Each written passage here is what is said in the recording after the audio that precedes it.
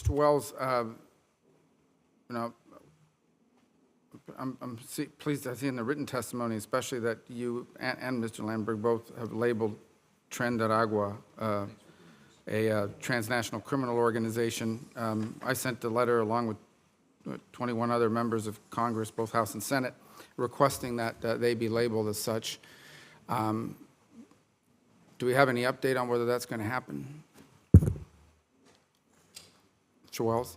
Sir, we're closely tracking Tren de Agua and have similar concerns to you. We understand you sent that letter. We're working very closely on the internal process. We don't want to discuss the details of our internal deliberations on sanctions or designations, but I will be working very closely with your staff to give them regular updates. Yeah, the sanctions will be tough. I don't know what we would sanction, but in terms of designations, obviously it opens up the ability to, in an organized fashion, at least confront not just what they're potentially going to do in the United States if elements are continuing to come in, but what they are already doing in some of these other countries where they've been an enormous challenge. In a bunch of places, Brazil in particular has had some horrifying instances that are tied to them. The situation that, let me ask about another one.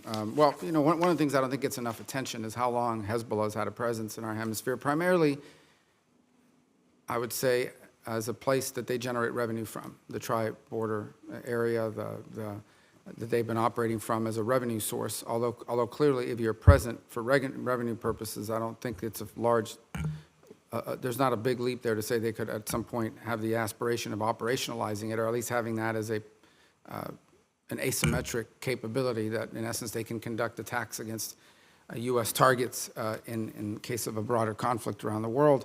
But we know for a fact that they've been here making money to send back to the organization.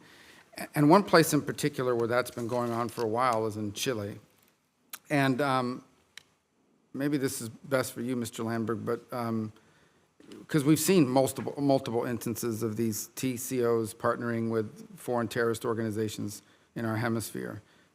Colombia's had this issue, Paraguay's had this issue, but Chile, and in particular Chile's had, and I think the reason why that's concerning to me is because under Boric, they've had some pretty harsh rhetoric about Israel. They refused to accept the credentials of Israel's ambassador going back to 2022. They've, in fact, under Boric, been one of the leading anti-Israel voices in Latin America even before October 7th. So I think there's reason to be concerned that they're not doing enough to crack down on these financial networks from the Chilean side. Despite our sanctions and others identifying Hezbollah for what it is, Hezbollah, we've got these, I believe we have sanctions on Chile-based Hezbollah-run companies, but Chile has refrained from designating Hezbollah as a terrorist organization. Is it our view that they are doing enough to crack down on Hezbollah operations in the country? And what are we doing, or what are we communicating to them about what we hope they will do? Let me start, Senator. Thank you for the question. You know, President Boric has been a strong advocate on human rights issues around the world. He has a rather large Muslim population there that does speak out with regard to issues on Israel.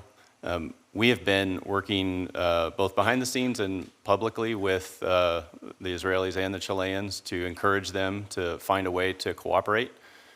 We certainly do have cooperation with Chilean law enforcement across the full spectrum. A lot of that is in building capacity as well as sharing information with regard to investigations. That is Hezbollah as well as Tren de Agua. We are very concerned about the operation of Hezbollah throughout the region as well as in Chile. And perhaps INL has other points. Let me just be clear about my question. I don't like the rhetoric. I don't agree with his rhetoric. I don't agree with some of the stances he's taken on Israel. But I asked about the rhetoric in connection with, if that's how he feels about Israel, Hezbollah is an enemy of Israel. My question is whether that rhetoric translates to a lack of willingness to confront Hezbollah as a foreign terrorist organization and the threat it poses in the region and ultimately internationally. So really, I strongly disagree with everything he has said, and I hope that we are expressing that as well. And I don't care what his internal politics may be with regards to that. I don't agree with his rhetoric on Israel. But I asked the question in specific as to how, if that's how you feel about Israel, I think it would lead some to conclude that maybe Hezbollah is not a priority for them. And my question is, are they making Hezbollah, but they haven't designated them as a terrorist organization, are they a willing and cooperative government when it comes to confronting Hezbollah and Hezbollah-run companies in their own country?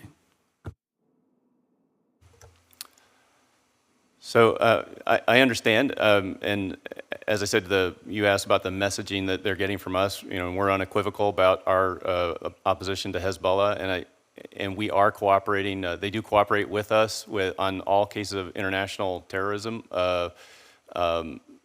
Probably in their law, and I do not know this for a fact, but most countries don't have a foreign terrorist organization designation in their law. But we do work with them. We consider them an important partner on all counter-terrorism activities. And if you have anything else. Well, given that I came from the Counterterrorism Bureau, I don't speak for them anymore, but I was very involved in all of our extensive counter-Hezbollah activities worldwide.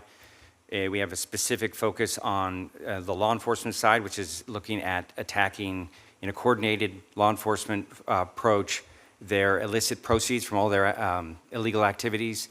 A number of countries in Latin America are part of this overall effort that we have globally.